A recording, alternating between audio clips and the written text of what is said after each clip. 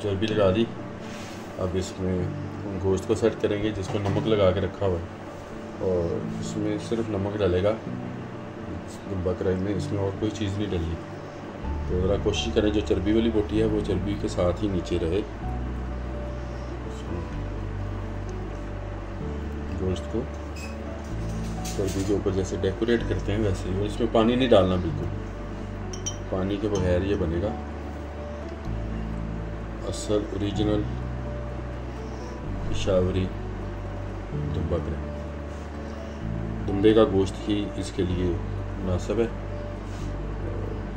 हमें ये गोश्त जो है हमें दुम्बा इस दफ़ा ज़िबा नहीं किया था, गिफ्ट आया था दुम्बे की जो फैट है उसके साथ, यानी चर्बी के साथ, जो इसकी चक्की है जिसको हम आप अपनी आम फहम ज़ुबान में चक्की कहते हैं जी।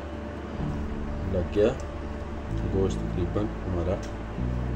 और जिन लोगों को कोलेस्ट्रॉल का प्रॉब्लम है या जिन लोगों को मसला है हार्ट का, वो इससे ज़रा दूर रहें।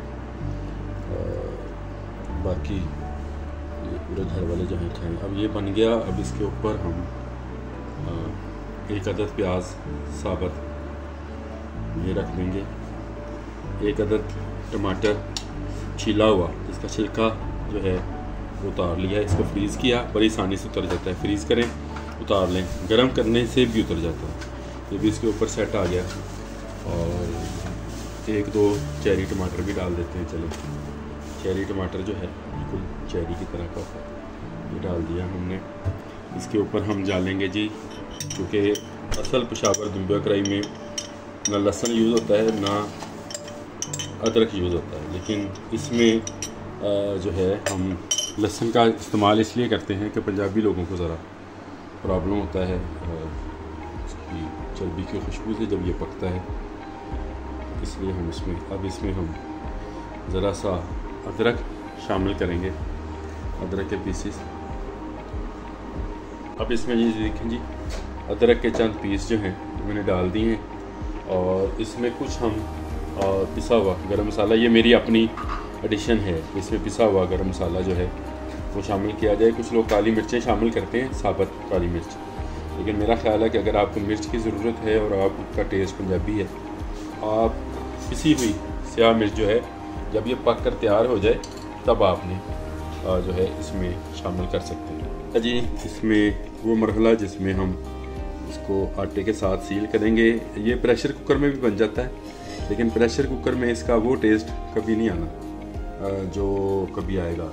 ये टेस्ट जो है इसका इसी से आना है, मिट्टी की हांडी हो और आटे की उसके ऊपर जो है सील हो, और उसकी भाप जो है उसके अंदर पानी आप देख लें, मैंने बिल्कुल मिक्स नहीं किया, आटा जो है वो लगा रहा हूँ, पानी इसमें मिक्स नहीं होता बिल्कुल भी।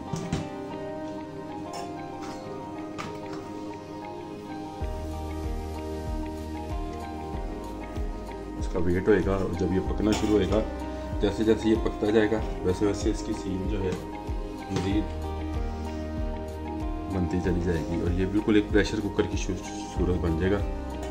ये हमने बना लिया अपना प्रेशर कुकर, इस पे लगाया ढक्कन, इसको ज़रा सा दबाया ताकि जहाँ जहाँ कुछ फिलिंग बाकी है वहाँ पे भी ये आ जाए। इस बात से बिल्कुल परेशान ना हो कि बाद में आटे का क्या होगा। इसको घुमाएंगे कुछ देर ओवर द नाइट, तो ये आटा जो है ये मोम होके निकल जाएगा इसमें से। ये जो है सील लग चुकी है। अब इसको बिल्कुल हल्की आंच पे, ये आप आंच देख लें कौन सी है, और इस पर इसने 2.5 घंटे रहना है।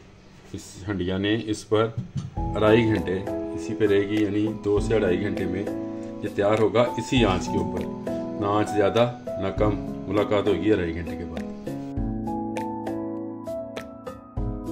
और इसके साथ सालन के साथ जो है मैं तो पसंद करता हूँ घर की कलवंजी वाली रोटी, और क्योंकि नान वगैरह जो है वो आपको पता है वो एक आर्टिफिशियल उसमें चीज़ें शामिल होती हैं, लेकिन अगर आपके पास सही गंदम की रोटी और उसमें आपने कलवंजी डाली हो, इसके साथ जो है इसका मज़ा जो है तो वाला हो जाएगा। हमारा हांडी जो बिल्कुल तैयार है, आग बिल्कुल बंद कर दी है, और पिछले 15-20 मिनट से इसको इसकी भाप के अंदर ही ठंडा होने दिया है।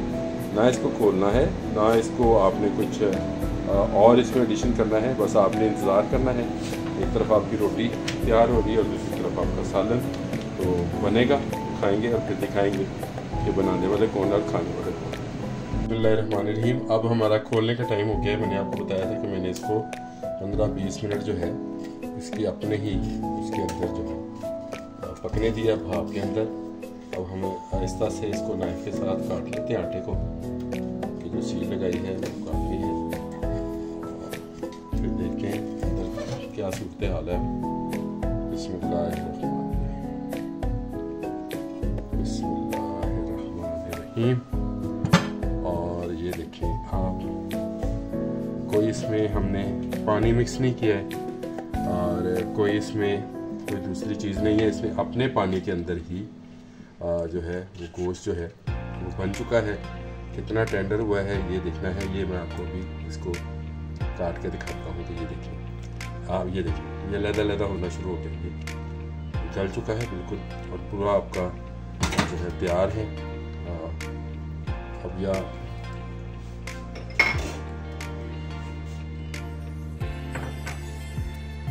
इसको आप प्याले में ही सर्व करें। वैसे मैं तो मिट्टी का प्याला ही इस्तेमाल करता हूँ और इसमें तो नाज़रीन हमारा जो नमकीन गोश्त है पेशावरी वाला बिल्कुल तैयार है। टेस्ट लाजवाब है, कमाल है।